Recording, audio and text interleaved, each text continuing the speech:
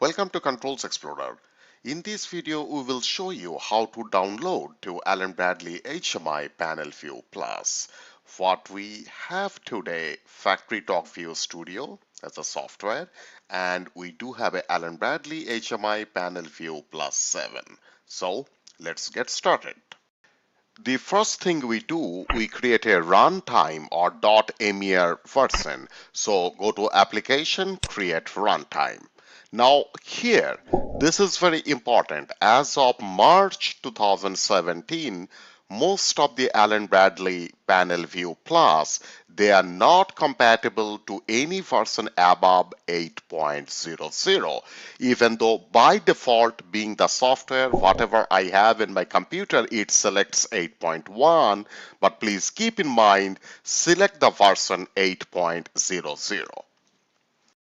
Or even you may have to select a lower version, depends upon whatever HMI you have, the compatibility of the HMI. If you have a real old HMI, you have to go real very low, not 8.00.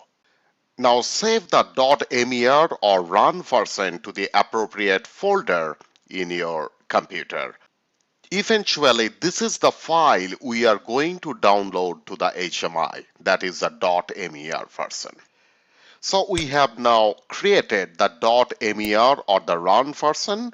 The next step would be to download, that is transfer utility. So this is the window for transfer utility. Right over here, select the folder where you save the .mir file, that is a run version, and right over here, select the panel view. Make sure you are selecting the appropriate IP address if there is multiple panel views. So go ahead and download it. So the download is completed successfully.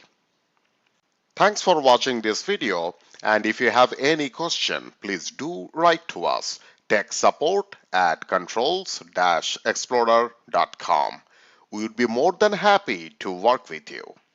Thanks once again, and bye now.